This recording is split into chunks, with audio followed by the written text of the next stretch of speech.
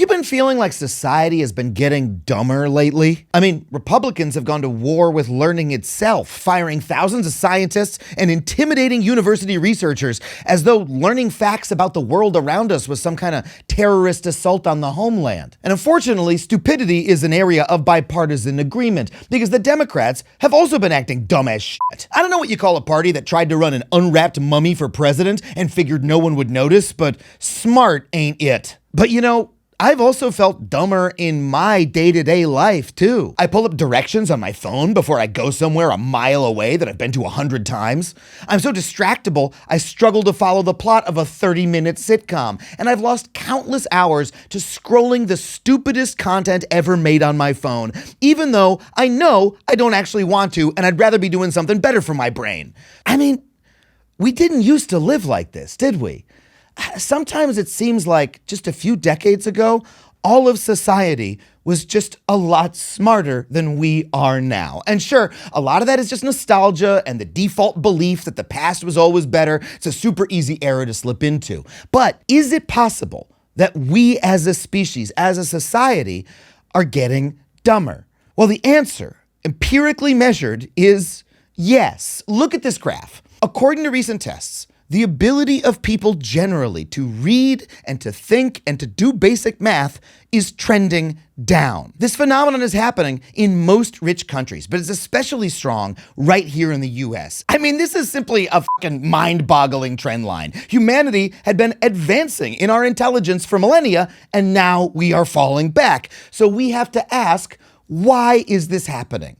And the answer, and I really hate to admit this, looks like it might be related to the very internet and smartphone technology I'm using to talk to you right now. In this video, I'm going to go through the evidence for why that is, and I'm going to explain how AI is going to make this problem much, much worse. In fact, it already is. And finally, I'm going to explain what you can do about it. But first, if you'd like to support this channel and the hardworking people behind it directly, and I really hope you do, you can do that at patreon.com/Adam Conover. And if you want to come see me do stand-up comedy, I just announced a brand new batch of fall tour dates. The Big Divorce Energy Tour, yeah, that's what I actually decided to call it, is headed to Indianapolis, St. Louis, Oklahoma City, Tulsa, Oklahoma, Brea, California, Tacoma, Washington, Spokane, Washington, Des Moines, Atlanta, Philadelphia, Washington, D.C., and Pittsburgh. So if you want to come see some stand-up comedy that might make you smarter, maybe not, but will definitely make you laugh, get tickets at adamconover.net, and I'll see you out there. Okay, so let's start by looking at the evidence. There are clear signs that we as humans in the 21st century are losing the basic skills we need to think and operate in the world. A Financial Times article from earlier this year crunched the numbers. In a 2023 OECD study of 160,000 people in 27 rich countries, they found that literacy and numeracy skills among adults have largely declined or stagnated over the past decade. And America looks especially bad here. Close to 30% of Americans now struggle with basic reading, and 35% struggle with basic math. And both of these scores are about 10 points higher than 2004. I mean, what the f***? That was just 20 years ago. Have we really gotten that much stupider since Sam Raimi's Spider-Man 2? I mean, Spider-Man 2 was actually a good movie with a tragic villain and a real story, whereas now Spider-Man movies are just 3 actors standing around talking about the movies they used to be in. Hey, what are like some of the craziest villains that you guys have fought? Seems you've met some of them. I mean, if this is what we're watching, yeah, we have gotten dumber in the last 20 years. And this decline in thinking looks even scarier when we look at young people. American kids' scores are down in science, math, and reading. And the percent of kids who report trouble simply thinking or learning new things has taken off in the last 14 years after staying stable for decades. And look, that is bad for those kids. It is going to give them trouble later in life if they cannot read or do math. But it is also a problem for society, for all of us, because the OECD study found that people who scored lower on these tests were also more suspicious of others and more alienated from politics. And in an era of rising fascism around the world, we need engaged citizens who can think more critically about the world around them, but we're about to have less of them than ever. So we have to ask why. Why are we getting so stupid? Well, while we don't know entirely, there is a strong case to be made that it has to have something to do with increased use of tech and smartphones. And you know, I'm reluctant to admit this because every time in history there's been a new information technology, people rush in to say it is ruining our capacity to think. Teachers thought that calculators would ruin our ability to do math. European monks got their habits in a twist over the printing press. And even Socrates, fucking Socrates, had a fit about the invention of writing, which he thought would... Well, you know what? Let's just watch the Adam Ruins Everything segment we did about this back in 2016. According to Socrates, you aren't. The father of philosophy himself complained about the ultimate corrupting modern invention, the written word. The written word creates forgetfulness in the learner's souls.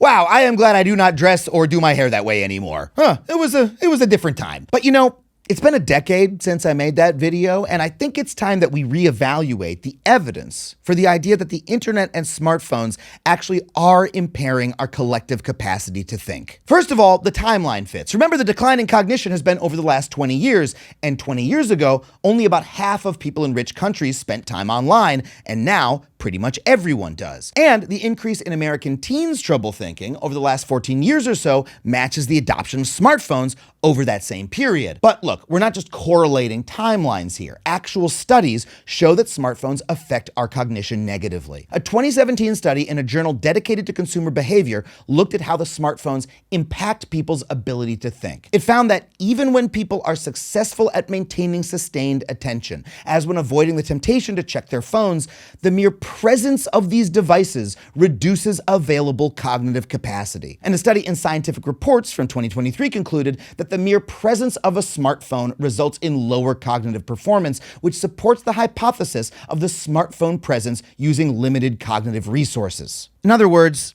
you know that feeling when you're trying to concentrate on some difficult mental work? You're trying to write something, you're trying to read something, you're trying to solve a difficult problem, but you can feel your phone sitting next to you, pulsing. It's face down, but you still can't stop thinking, maybe I should pick it up. Maybe I got a text from a friend. Or maybe there's something really good on Reels. And before you know it, you're not thinking about whatever difficult task you're trying to complete. You're watching AJ and Ashley Justice open up Labubu's. We're opening up Labubu's! Let's see if we get a secret! Let's start off with exciting macaroon! I want lychee berry, but I don't want toffee. But we're always looking for the secret. Yeah. What the f*** are we all doing? This isn't just happening to you and me. It is a real phenomenon that is happening to everyone in society. Just being around our phones makes us dumber and makes it harder for us to concentrate. And this problem compounds when you realize that it's worst for students, the very people who are trying to become smart in the first place. Students who use smartphones retain less information, record fewer notes, and score a full letter grade and a half lower on tests. You could show up to a test high and not have your score drop that much. I mean, not that I would know. Now look, people have made arguments like this about phones for years. A lot of times it seemed to me like scaremongering, because the common counter argument, and it's a good one, is that technologies like the smartphone and the internet depend on how you use them. If you use them to support your cognition, if you use them to help you think more clearly, that's good. If you use them to distract you, that is bad, right? And that is true. Here's the problem. The internet and the smartphones that we use have been transformed in the last 10 years by the people who made them into devices that are now much worse for us. Like, all right, think about what the internet was like 15 years ago or so. I know this is going to make me sound like the ultimate millennial internet nerd, but back then, the internet was fucking awesome. It was full of amazing people creating interesting things that catered to their hyper-specific interests. But the key part was you had to seek those people out. You actually had to go into a search engine and type in what you wanted to see, then join the community that you found and engage with it. That process of search and discovery engaged your mind and made you an active participant mentally. It actually helped your mind flourish and find new things and grow and change. It was a big part of my own intellectual development, and I owe a lot of who I am to the internet of that day. But the internet has transformed in the last decade from something that we surf to something that is served to us. When you go on the internet today, really what you do is load up one of half a dozen websites: Instagram, X, Reddit, YouTube. I mean, are there any others? That's pretty much it. And then you read whatever the algorithm on that site serves to you. Yeah, just give me whatever slop, I'll shovel it into my content hole. And if you go too long without doing that, you get a notification on your phone reminding you to check in and get more slop in your trough. We are no longer active participants in an online world. We're passive consumers, rooting our snouts in a flood of garbage. And, the promise of the internet wasn't supposed to be that. It was supposed to be intellectual liberation. It was supposed to remove all barriers to learning, connection, and expression and help expand our minds. But now, it seems like it's doing the opposite. It's addictive. It's imprisoned us. It's taken away our agency and chained us to a fire hose of content that we can't help but guzzle from. And I want to be clear, this was not a natural outcome of the technology. It did not have to be this way. This was a purposeful business model created by corporations that did it so they could earn more money by making the internet worse. They killed the incredible diversity of thought and idea and communication and instead funneled us into a fucking internet slot machine that keeps our brains hooked on garbage. And you know what? Things are about to get much, much worse because we are now entering into the age of AI, which is like pouring gasoline on an already raging idiot fire. And I know idiot fire doesn't make sense as a metaphor, but whatever. I'm stupid now. Who cares? I mean, think about it for a second. If you're a student, if you're at that stage of your life where you're trying to strengthen your brain by doing hard mental tasks, well, TikTok might interfere with that by distracting you, by keeping you up watching makeup tutorials until 3 a.m. when you should be doing your homework. But it won't do your homework for you, and ChatGPT will. I think it's safe to say that doing your homework sleep deprived with a perfectly executed halo eye is still better for your intelligence than not doing it at all. I mean, get this, ChatGPT has been around for just over 2.5 years, right? Seems short to a lot of us, but that means that already most undergrads in college have never experienced a college course without it. And that means we're now starting to get the evidence on the impact of AI on higher education. And what it looks like is a fucking crisis. Students are using large language models not just as a tool, like a calculator that helps them get their homework done more quickly, but to write their homework and essays outright. This is absolutely rampant in higher education, and it is extremely hard to detect. And that's a big fucking problem because whether you're doing a computer science project or a philosophy paper, education relies on you, the student, grappling with big complicated problems over days and weeks. That's, how learning works. It's like going to the gym for your fucking mind. But now students are simply not doing that anymore, and the reports are bleak. One professor at the University of Arkansas at Little Rock caught students in her ethics and technology class using AI to respond to the prompt, briefly introduce yourself and say what you're hoping to get out of this class. Students aren't just using AI to avoid opening a textbook, they're using it to avoid accessing themselves. And before you think this is just some condescending professors whining about their students, even the students themselves say that they hate the impact of the LLMs. One says, I feel like I rely too much on AI and it's taken creativity away from me. Another says, I've become lazier. AI makes reading easier, but it slowly causes my brain to lose the ability to think critically or understand every word. And one more said that it's helpful, but I'm scared that someday we'll prefer to read only AI summaries rather than our own and will become very dependent on AI. In other words, even the students who are using AI the most think it's bad for them. This is the way heroin addicts talk. Yeah, man, it feels great, but it's gonna kill me one day. And it's not just the people who are, actually using this shit who are raising the alarm. Research from the companies that are making AI shows that AI degrades human thought and cognition. A study from Microsoft Research found that the more confidence people had in AI, the less critical thinking they engaged in when they used it. And a study from Anthropic, which makes the AI program Claude, found that students were using it to offload the hard thinking and adds, there are legitimate worries that AI systems may provide a crutch for students, stifling the development of foundational skills needed to support higher order thinking. I mean, this is fucking insane. The companies that are making AI, this product that they claim is going to revolutionize human society for the better, are also telling us that their product is literally making us dumber. This is like if cigarette companies discovered they were giving people cancer, but then said, no, cancer is a feature.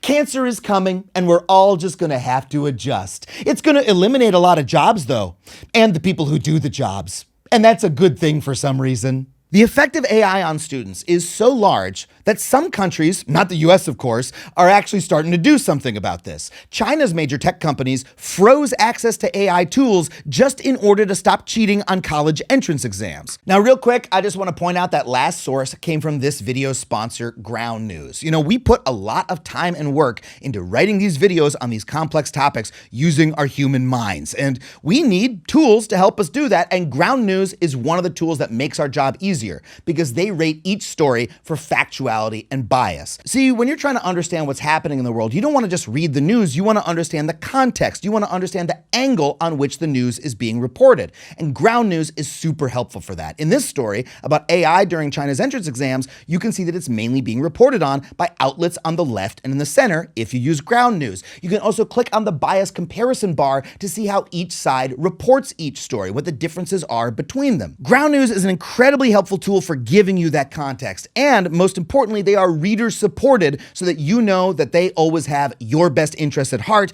not the interests of advertisers or other people out there who are trying to hoodwink you. So if you want to get a little bit smarter, if you want a new tool that'll help you understand the world around you and all the crazy things that are happening in it, check out Ground News. You can get 40% off if you use my special code Factually. Go to groundnews.com/factually. So let's just recap real quick. At the very moment in history when humanity's cognitive skills have started to slide for basically the first time ever, we created another brand new technology that might be the greatest cognitive offloading tool in human history, then gave it to kids in college, the place where we send them to teach them how to think better.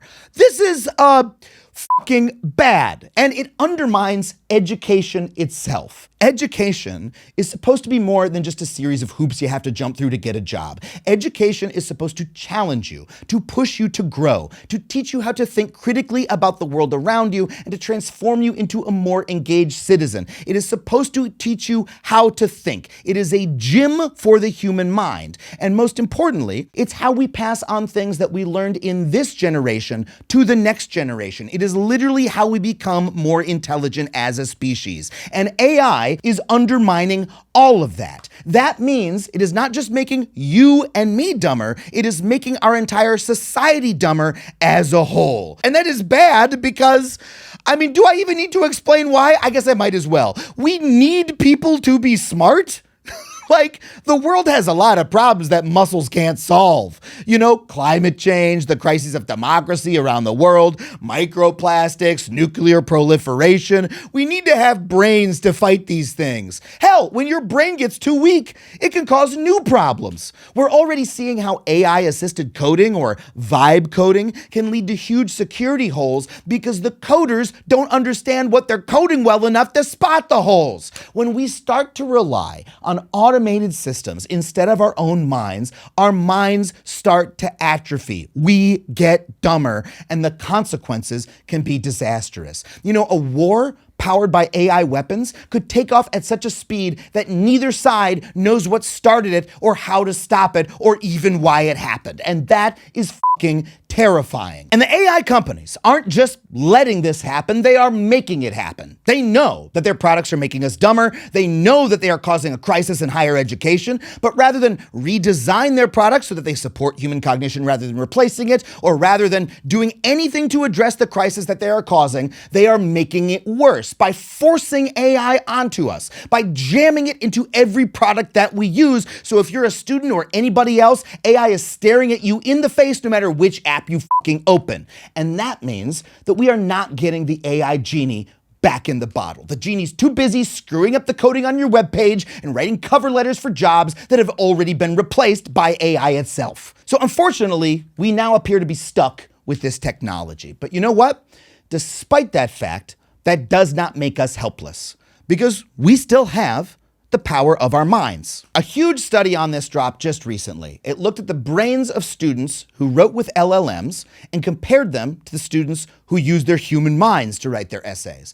And it found that LLM users consistently underperformed at neural, linguistic, and behavioral levels. It is yet more evidence that using ChatGPT or any other AI to replace your thinking really does make the neurological machine between your ears weaker and shittier. But The students who wrote their essays with the power of their one unique and beautiful human brain performed well on these tests. And not only that, they didn't backslide on intelligence later when they used LLMs in the future. In other words, if you refuse to use AI to replace your thinking, if you insist on thinking through problems yourself, you will not only strengthen your own intelligence, you will become more resistant to the intelligence dampening effects of AI technology. And that's actually really encouraging, because as frightening as this fallback in human intelligence is, as overwhelming as AI technology seems to be, these results show us that we can fight back if we simply insist